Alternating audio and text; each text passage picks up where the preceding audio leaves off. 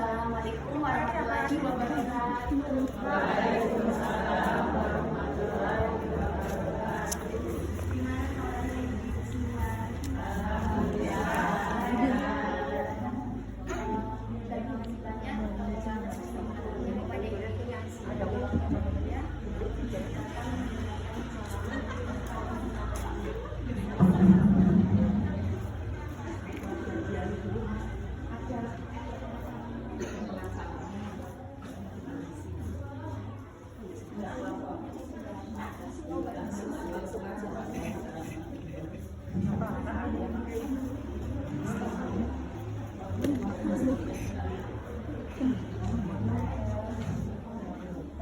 Izinkan saya untuk memperkenalkan diri dulu. Perkenalkan nama saya Adila. Saya berasal dari Sulawesi Selatan, Makassar. Saat ini saya bekerja di Universitas Muhammadiyah Yogyakarta. Sekarang saya tinggal di Boyolali. Sebelum saya memulai ceramah ini, boleh izinkan saya berpantun sedikit. Kalau saya berpantun, ibu bilang cakep ya. Makan 200 sapi, masak berorganisasi. Pengajian di majelis hari ini, hati senang melihat ibu yang cantik-cantik. Alhamdulillah pada hari ini kita masih bersibuk untuk meningkatkan ketakwaan kita kepada Allah Subhanahu wa Ta'ala yang telah memberikan kekuatan, nikmat kesehatan, dan berbagai macam nikmat yang telah diberikan kepada kita semua. Salam serta salam tetap terlibat kepada junjungan kita Nabi besar Nabi Muhammad SAW yang telah membawa kita dari jalan jahiliyah bersama kebodohan menuju zaman yang terang benderang seperti yang kita rasakan saat ini. Semoga kita semua dapat menerima syafaatnya di hari akhir setelah nanti. Nah, ibu kalau ada yang tahu nggak salah satu penyakit di dalam hati yang sangat berbahaya? Ya, salah satu penyakit di dalam hati yang sangat berbahaya itu adalah rasa dendam. Nah, dendam itu adalah rasa marah dari diri seseorang yang ingin membalas kembali perbuatan kepada orang yang telah berbuat jahat kepadanya.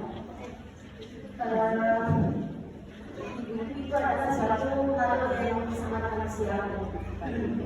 Tetapi hal itu dapat menimbulkan berbagai macam masalah baru dan dosa yang tak kunjung berhenti. Ibu kita harus tahu ada banyak kerugian bagi orang-orang yang mempunyai sifat pendendam. Yang antara lain pertama itu kita akan dibenci oleh Allah sebagaimana sabda Nabi Muhammad SAW yang diriwayatkan oleh Imam Muslim yang berbunyi Bismillah ila wajhi Allah, yang artinya orang yang paling dibenci Allah adalah orang yang pendendam. Hadis riwayat Muslim. Kayak ibu, pendendam dibenci oleh Allah karena selalu menyimpan keburukan dalam hatinya. Seseorang yang dendam selalu berupaya agar orang yang berbuat salah kepadanya itu agar mendapatkan balasan yang setimpal. Dan seperti yang dijelaskan oleh Allah, dan siapa yang disakiti dan tidak membalas, maka Allah akan membalasnya di hari akhir nanti. Sebaliknya, jika kejahatan dibalas dengan kejahatan, maka Allah akan membalasnya di akhirat nanti. Yang kedua itu, dendam akan memutus silaturahmi dan menumbuhkan permusuhan. Nah, ibu bagi orang yang memutus silaturahmi akan diancam tidak masuk surga sebagaimana sabda Nabi Muhammad SAW dan dibalik ini Muslim dari Allah yang berbunyi yang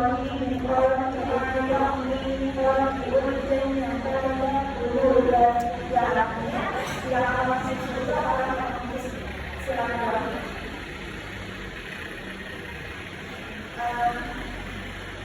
Jika ada dua orang yang bertengkar dan kemudian itu mereka saling menyimpan dendam, maka permusuhan itu akan terus terjadi.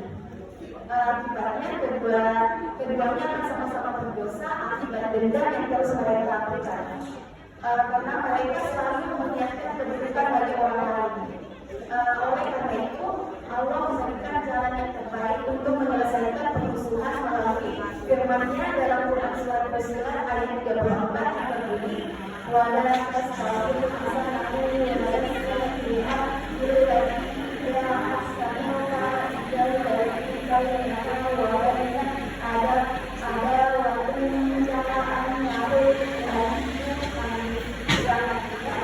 dan tidaklah sama kebaikan dan kejahatan kalau kita dengan sahabat baik. Maka tiba-tiba orang yang tidak mampu dari antara dia ada permusuhan seolah-olah dalam menjadi teman yang sangat setia. Nah, itu kita sangat yakin akan kebenaran janji Allah. Sebagaimana ayat tadi, suatu kejahatan apabila dibalas dengan kebaikan maka masalah itu akan selesai. Namun jika sebaliknya, jika kejahatan itu dibalas dengan kejahatan maka permasalahan itu akan tidak berhenti. Jikalau kita banyak mendapatkan kejahatan yang berulang, maka Allah akan menunjukkan kebenaran dan orang yang memaafkan akan merasa bersalah. Namun sebaliknya, jika kejahatan dibalas dengan kejahatan, maka perbuatan tersebut akan terus timbul permusuhan dan terus-menerus mengalirkan dosa di antara keduanya. Nah, perbuatan itu akan menyebabkan kedua orang tersebut itu akan jauh dari kata bahagia. Yang ketiga itu ada kerugian bagi orang-orang yang mendendam, yaitu akan mudah timbul iri dengki. Dan akhirnya kebaikan-kebaikan yang diamalkan itu akan harus terbakar dan sia-sia. Ketika di dalam diri kita terdapat rasa dendam, maka akan sulit melihat kebahagiaan orang lain. Contohnya ibu, ketika ada orang yang pernah berbuat salah kepadanya, terus orang itu mendapatkan rezeki. Nah, orang yang memiliki rasa dendam ini, dia akan merasa iri dan dengki dengan rezeki orang itu, dan selalu berusaha mengambil dan menghilangkan kebahagiaan orang lain itu dengan cara apapun. Maka perbuatan itu akan mengakibatkan sebenarnya kebaikan yang pernah dia amalkan. Ibu untuk itu mari kita renungkan firman Allah Subhanahu wa taala di dalam Quran surah Al-Imran ayat 133 dan 134 yang berbunyi, "Wasari'u ila maghfiratin min rabbikum wa jannatin arduha as-samawati wal ardu uiddat lil muttaqin." Yang artinya, dan bersegeralah kamu kepada ampunan dan Tuhanmu dan kepada surga yang luasnya seluas langit dan bumi, yang disediakan untuk orang-orang yang bertakwa, yaitu orang-orang yang menegakkan hartanya baik di waktu terang maupun di waktu sempit, dan orang-orang yang dengan akhirat dan memaafkan kesalahan orang, maka Allah akan sangat menyukai orang-orang yang selalu berbuat kebaikan. Demikian saja ceramah dari saya. Semoga ini dapat bermanfaat bagi kita semua dan kita dapat mempraktikkannya dalam kehidupan sehari-hari. Kita berharap semoga Allah senantiasa membimbing kita di jalan yang lurus dan selalu melindungi setiap orang kami. Nah, tadi ada masalah di pembuka, sekarang saya akan bermasuk di penutupnya. Bismillah sakit ya. Sungguh pagi terasa jamnya, sudah ini mengutamakan. Kalau sudah tahu ilmunya, mari sama-sama kita amalkan. Kurang dari ini mohon maafkan, yang benar datangnya dari Allah yang maha benar, dan yang salah adalah tertutup datangnya dari saya pribadi. Akhirul kalam, Allah subhanahu wa ta'ala astagfirullah, asyhadu an la ilaha illallah wa astaghfiruka wa atubu ilaik.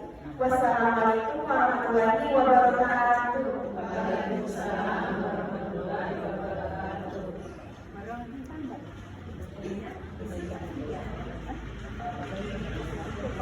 Baik, saya akan